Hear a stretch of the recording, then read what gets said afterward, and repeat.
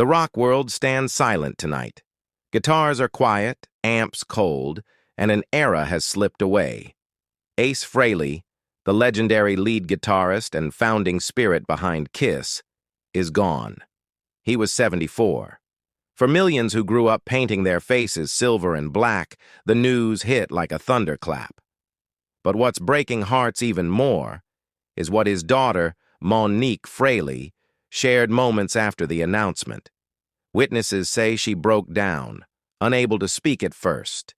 And when she finally did, her words revealed something about her father's final days that left even the toughest rock fans completely silent. Because behind the makeup, the fire, the fame, there lived a man who carried a story he never told until the very end. And tonight, we're uncovering that story. Ace Frehley wasn't just another guitarist. He was the guitarist, a man whose riffs could melt steel and whose solos sounded like galaxies colliding. From the moment he stepped onto a stage in that glittering spaceman suit, his Les Paul blazing with smoke and sparks, it was clear. This wasn't performance, it was combustion.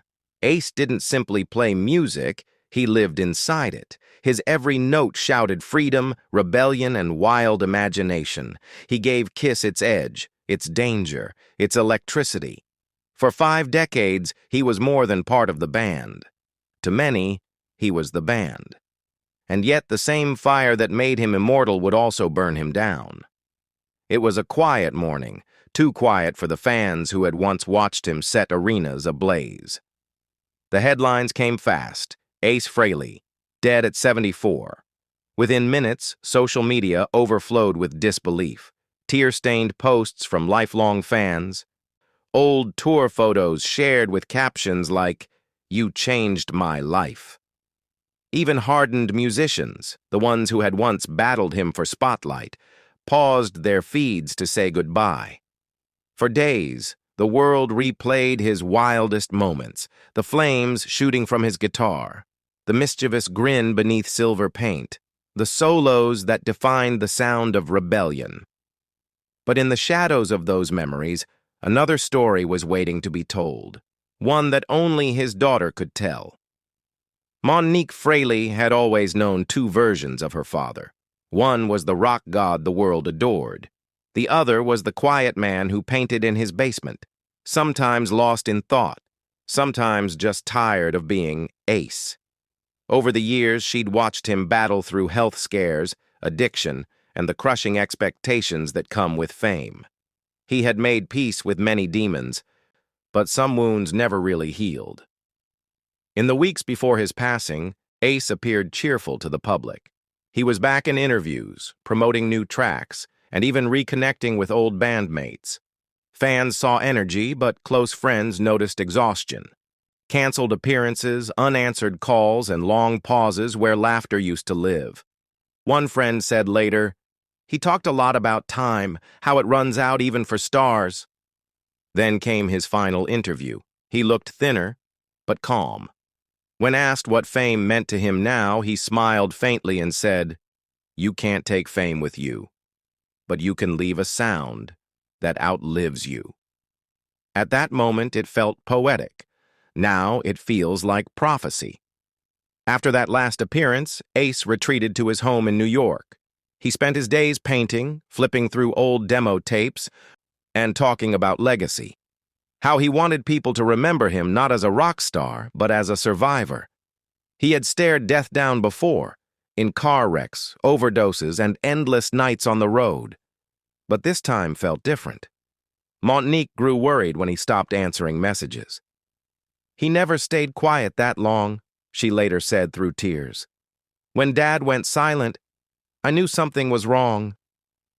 A few days later, authorities found him asleep in his studio chair, surrounded by old photographs and that same silver Les Paul leaning beside him. He looked peaceful, like a man finally off stage.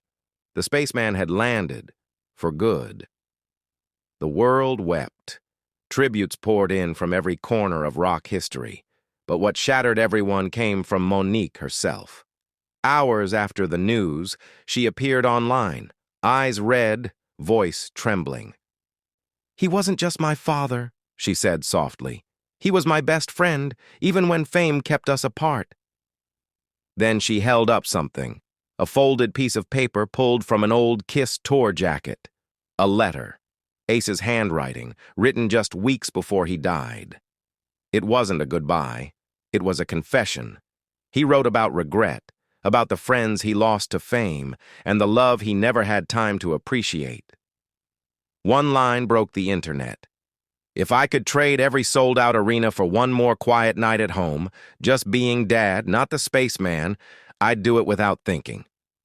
Monique tried to keep reading, but halfway through her voice cracked. She whispered, "He'd been saying goodbye long before he left." The video of that moment spread everywhere, millions of fans weeping with her. Suddenly, every nostalgic interview, every old song lyric felt heavier. He had been preparing not for another comeback, but for his curtain call. Days later, Monique revealed something no one expected. A voice message her father had recorded on an old phone, just under 2 minutes long. His voice was soft, steady, a little tired but peaceful. "Hey, Monique, it's me," he said. "Don't worry, kid, I'm okay. I've been thinking about us, the band, life, everything. I'm not scared anymore. I just hope people remember the music, not the madness." Those words hit harder than any lyric he ever wrote. Because behind every encore and explosion, there had always been a man who just wanted to be understood. He ended the message with a faint laugh and 6 words that have since circled the planet. "Tell the fans I love them.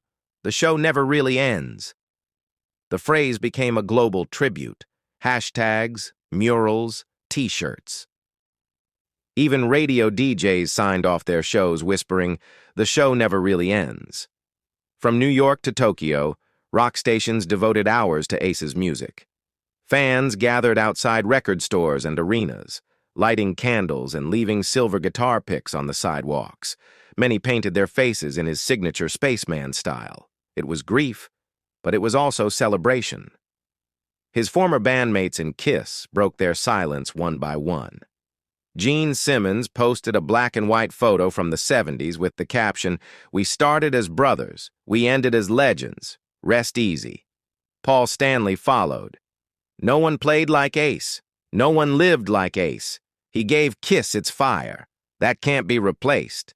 And even the reclusive Peter Criss added, "The spaceman's journey continues among the stars. Play on, brother." Those words echoed across every feed, turning sorrow into something cosmic. Rumors spread that Kiss had been planning one last reunion, a final farewell tour that might have brought Ace back on stage. Insiders confirmed he'd even met privately with Paul Stanley months earlier. Now, that reunion will remain a dream. Instead, the band announced a different kind of finale, a tribute concert in New York City, the birthplace of both Kiss and Ace himself. They called it a cosmic goodbye.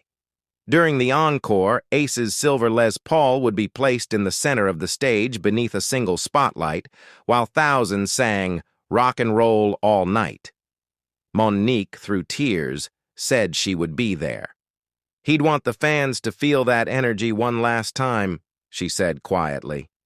At Ace's private memorial, friends, family, and former bandmates gathered in a small New Jersey chapel.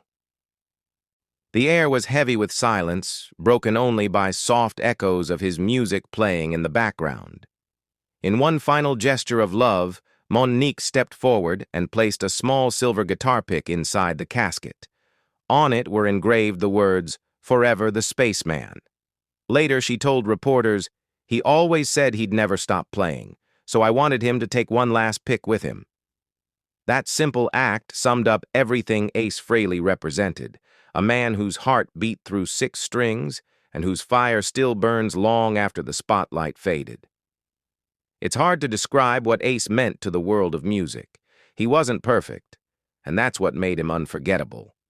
He was raw, unfiltered, real, a dreamer from the Bronx who turned rebellion into rhythm. His solos didn't just echo through arenas. They became a voice for every misfit, every wild soul who believed music could set them free. He taught the world that imperfection isn't weakness. It's the sound of being human. He showed that even when the makeup comes off and the cheers die down, what truly lasts is the art, the passion, and the truth. Monique's tears reminded everyone that legends may shine for millions, but they always belong to someone's heart first. Her courage to share his final message gave closure to fans across the world who needed it most.